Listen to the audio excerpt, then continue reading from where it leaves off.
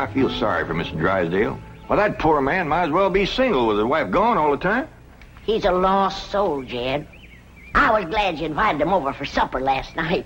But even my cooking didn't cheer him up. Yeah, I noticed he hardly touched his plate of grits and possum belly. Even when I spooned on some gopher gravy. He didn't perk up till after supper, and Pearl started playing and singing. Don't tell me he liked Pearl's bellerin'. It wasn't bellering, it was yodeling. Well, it curdled the milk clean out to the kitchen. I've thrown shoes at tomcats that made prettier music than Pearl. I sure wish you two women would get along together. We ain't gonna get along together till she learns to stay out of my kitchen. I bet she's in there right now, sticking her long nose into my pots and pans. My days! If she is... Now, Granny, you just cool down. Really, me, Jeff Green, what in the world have you been doing? Playing ball with some fellas down in the pasture. What's that thing? Well, this here's what you call a football helmet. Ellie Mae, I'm pretty near positive that a ball gown ain't for playing ball in. Well, the fellas seem to like it, didn't they, Jethro? They sure do, Uncle Jed. They's waiting for us right now to get some money to buy a new football. What happened to that one? Well, Jethro was going to throw me a pipe, But I grabbed it too hard, and it busted. I ain't gonna give you the money for another one. Oh, heck. Well, that's all right, Jethro. Remember, they said they'd be just as glad to play with us without a football. Come on.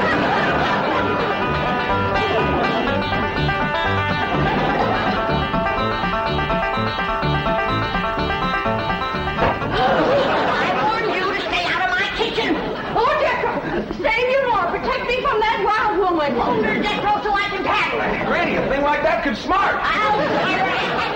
Put me down, big overgrown put. Hey, what's going on here? Jethro, put your granny down. Put me down. He was fixing to whomp Ma. I'll whop her. Here, Ma, now it's a fair fight. I'm gonna whomp nobody. Well, then you tell Pearl the next time she sticks her nose in one of my pots, I'm gonna cook it. It is my bounden duty as a mother to supervise the victuals of my growing children. Don't tell me they is still growing. The Clampett side of the family has always been big, strong, strapping folks. It's your family that brought in the runts. Who you call a runt? I think she meant you, Granny. He's about as helpful as a high wind in a prairie fire. Come on, Pearl, you and me's gonna have a talk. Jethro, you stay here and help your granny cool down. Okay, Uncle Jed.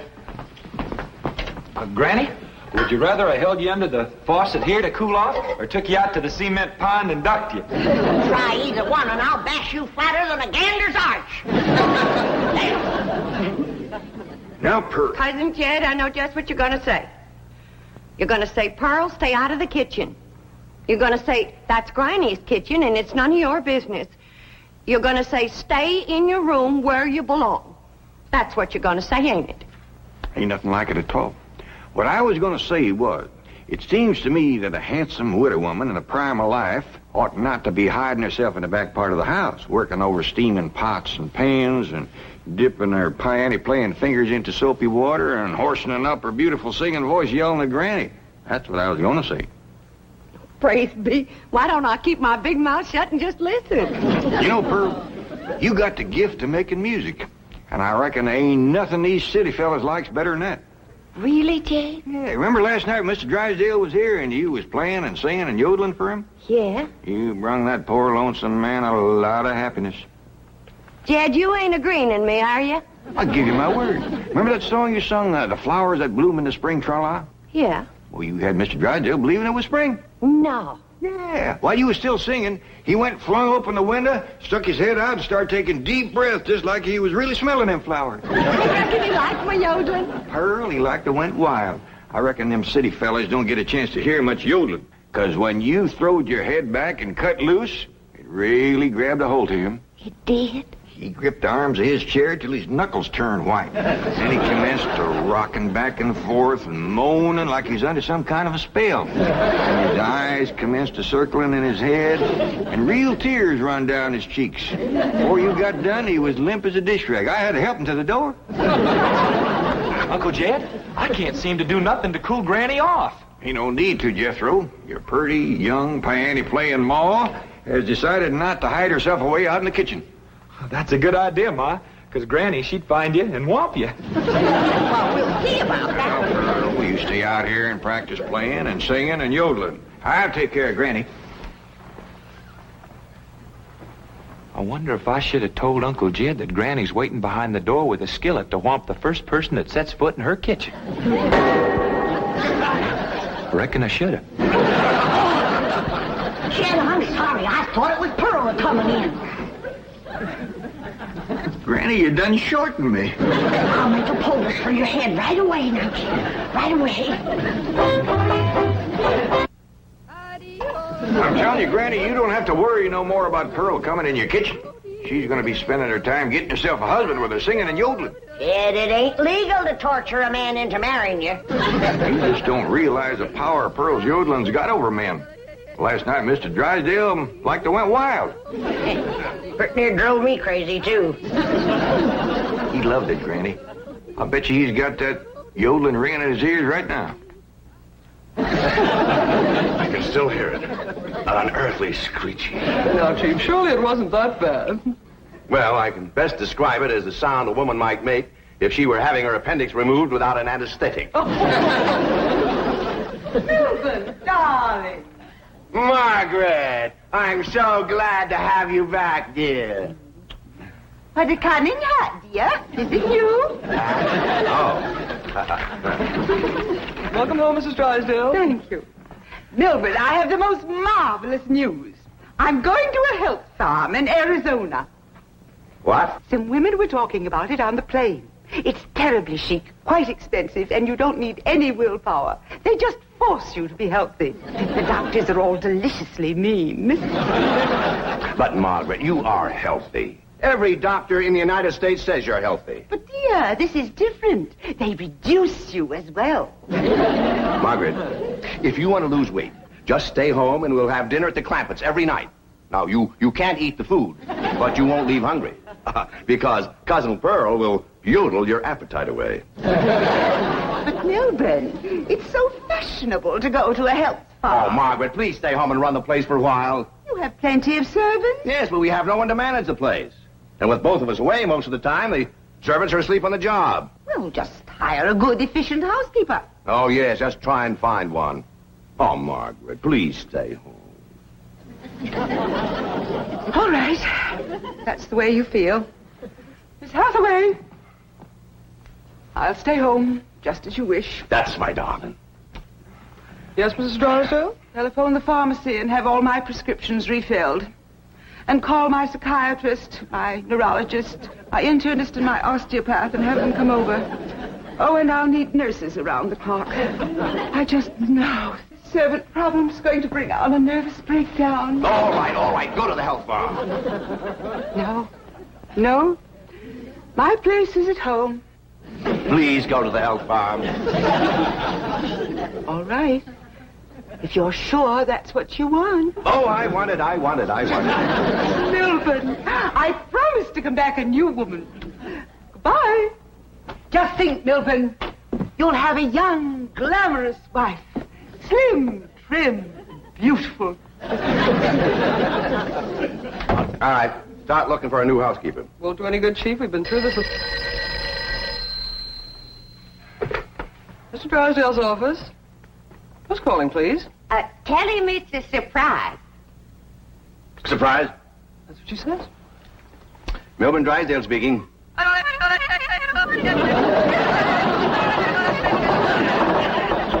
in the world is that?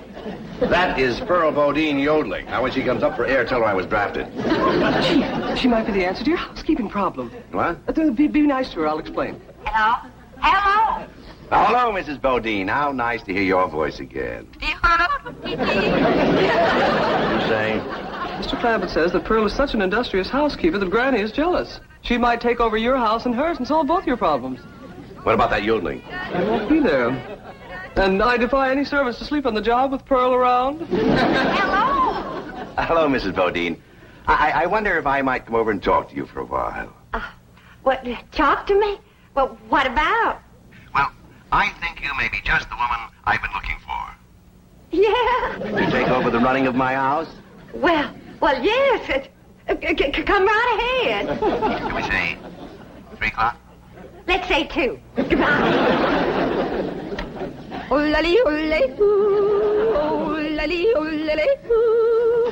Will you stop that infernal caterwauling of yours? It might be infernal caterwauling to you, but it's pure catnip to me.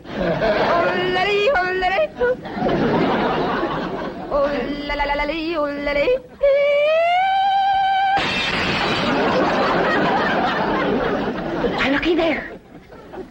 I hit such a perfect note, it busted the glass. It wasn't your voice that busted the glass. It was your face. We'll see who gets the last laugh when my sweetie comes. What, sweetie? That's for me to know and you to find out.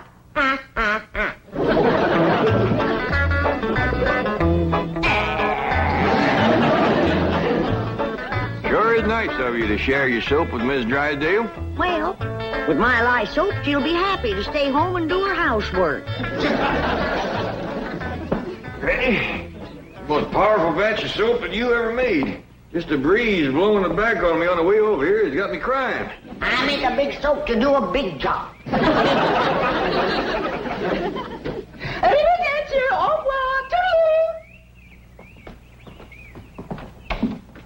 Hi, Miss Drysdale. Hello. Goodbye. Where are you going? Melbourne is sending me to a health farm.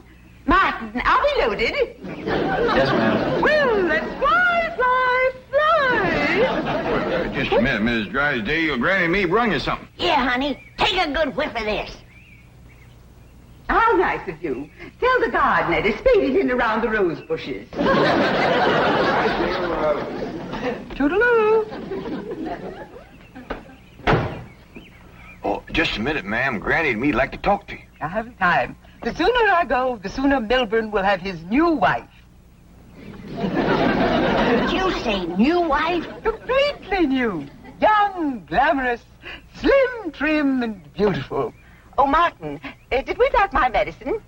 16 bottles, Mrs. Drysdale. Good. Drive on. Toodaloo.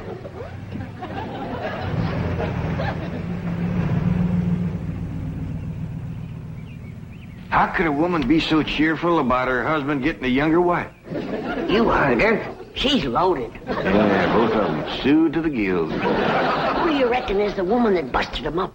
Hard to tell, Granny. There's so many young, beautiful women out here. Yeah, probably one of them glamorous movie stars.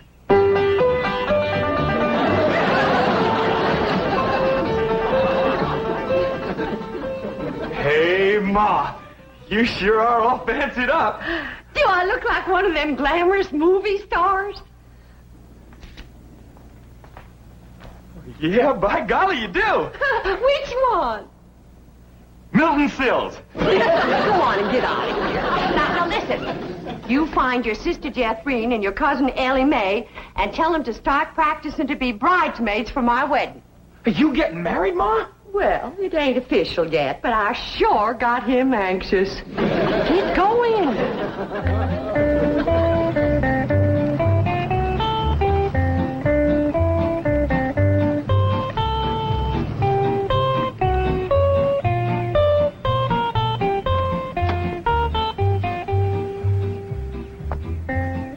I think we have it about 15 minutes.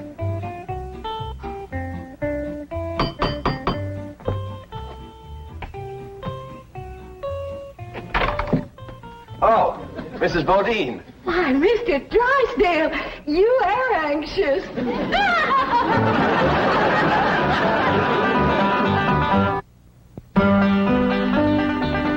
I'd had a little more notice, I'd have baked your sweet potato pie. It's one of my specials. Oh. What's that, young? Thank you. Here, I'll take your hat.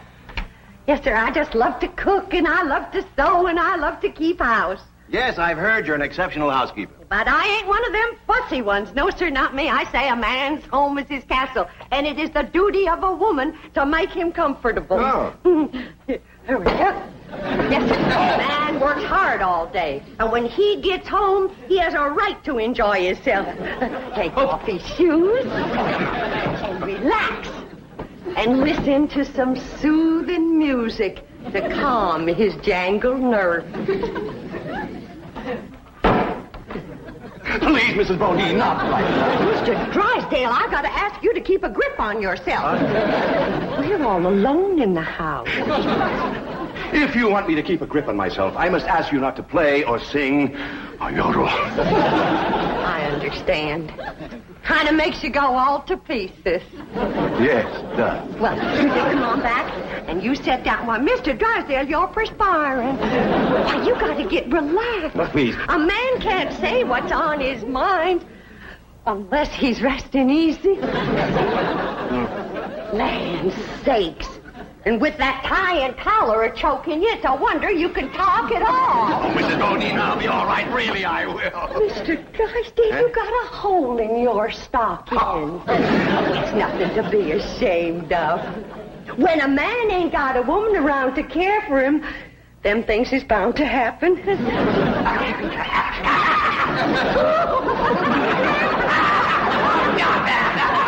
I declare, Mr. Drysdale, you're ticklish. Now, look, I'm going to let you sit easy, and I'm going to darn that up before you know it. Oh, Mrs. Bodine, no, really, I can manage. No, I ain't taking orders yet. No, please, give me back my sock. Now, give me my I know sock. how to handle you.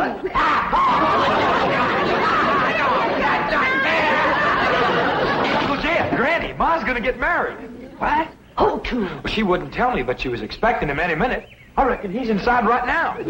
Let's go in and see who it is.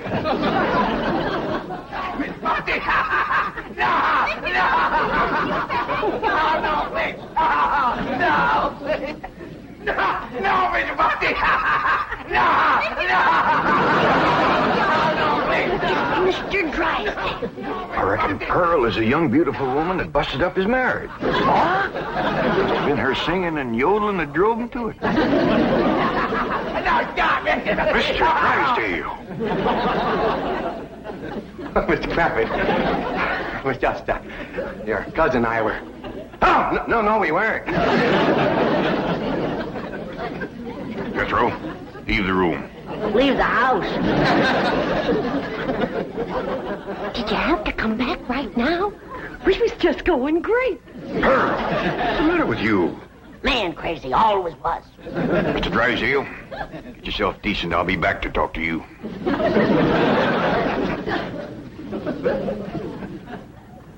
Shame on you. You too, Pearl, you homewrecker. I don't know what you're talking about. You told me that Mr. Drysdale was crazy about my yodeling, so I called him at the bank, and I yodeled, and he come a-running over here to see me. You done yodeled your way twixt Mr. Drysdale and his wife? Wife, I didn't know he had a wife. Well, he has. The sweetest, kindest, nicest, drunkenest woman you ever saw. You done sent her to the farm. Put her out to pasture so he can marry you. You seen her leave? Oh, she knows about you, Pearl. Said her husband was going to get a new wife. Young, glamorous, slim, beautiful. Jed, that can't be Pearl. You're forgetting what a powerful spell her voice throws on a man. Now, Pearl, I'm going back in there and try to talk some sense to Mr. Drysdale. Whatever you do, don't yodel.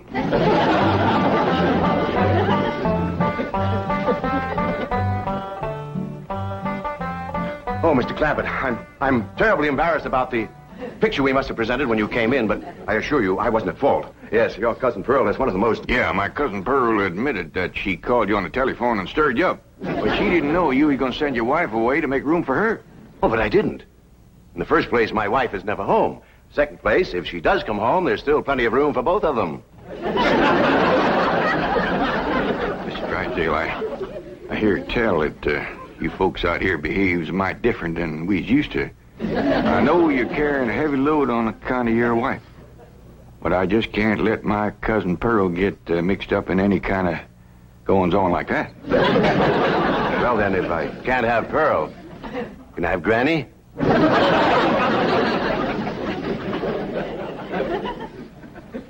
Lord love you. You're a desperate man. What are they saying? How can I hear when you keep pestering me?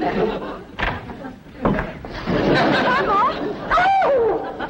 Jed told you not to yodel. I was screaming. Tell the difference. What in the world happened to you? We was playing football with some boys. Yeah, and they sure was dumb. Jethro was a toting the ball, and they kept a-tackling me. Go get cleaned up, both of you.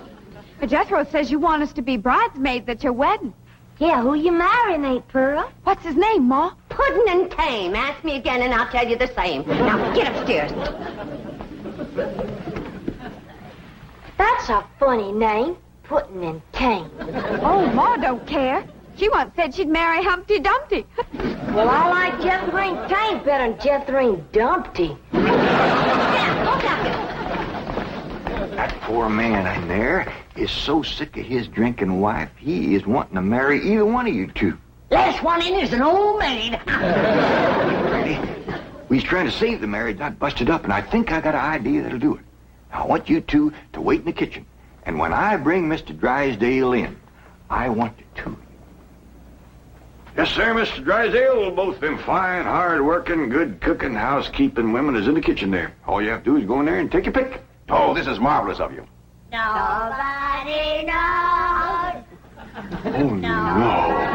And they took the pledge.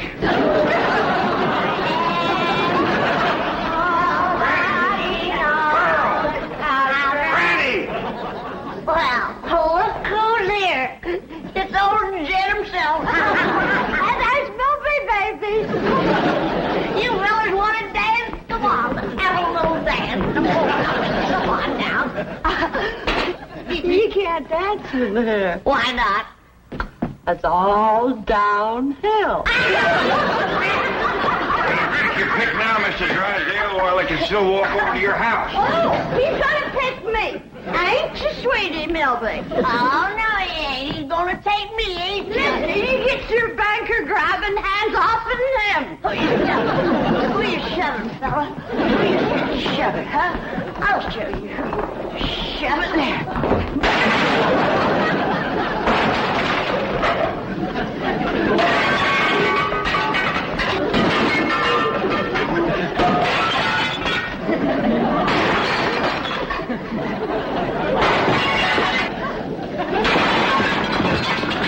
How about taking both of them, Mr. Drysdale? No, thanks.